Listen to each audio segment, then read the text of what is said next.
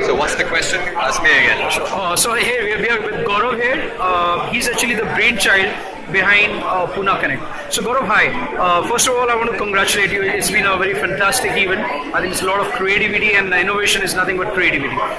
So could you just tell us how did all this idea sort of come into your mind? What was motivation behind it? Sure.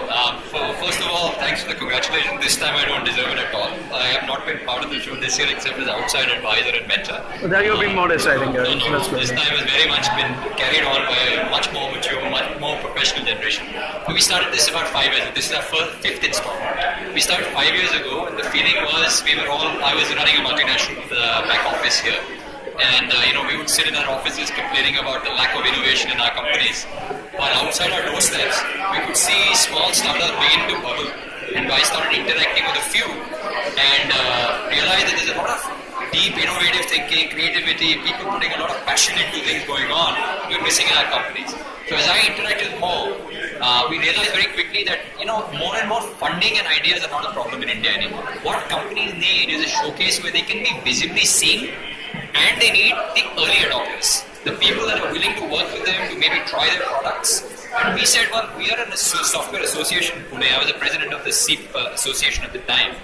Why couldn't we create a forum where startups could be showcased?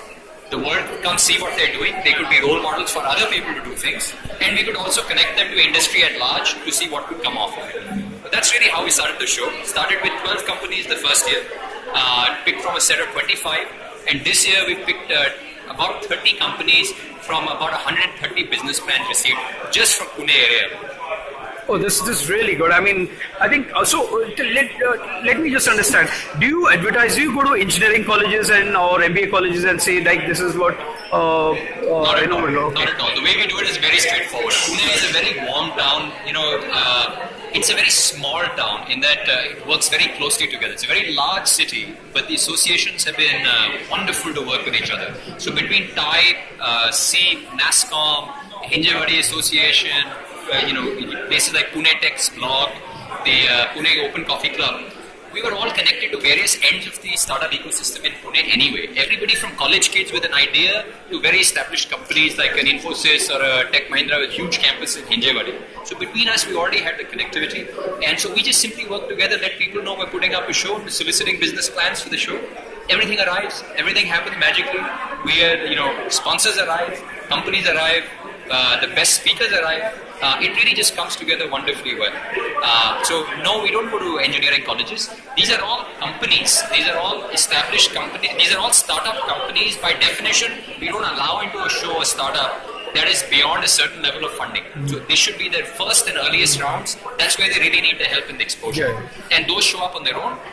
We showcase them, and we get any number of them coming through. So good. So it's what we have seen is India actually. If I may add, students are allowed free into the show around lunchtime. So once the formal portion of the show on the stage is over, the students are allowed in for free. So you'll see a number of students coming in now because we've always figured that this is their chance to see what their peers are doing just 2 or 3 years ahead of them. So they get motivated to do the next thing.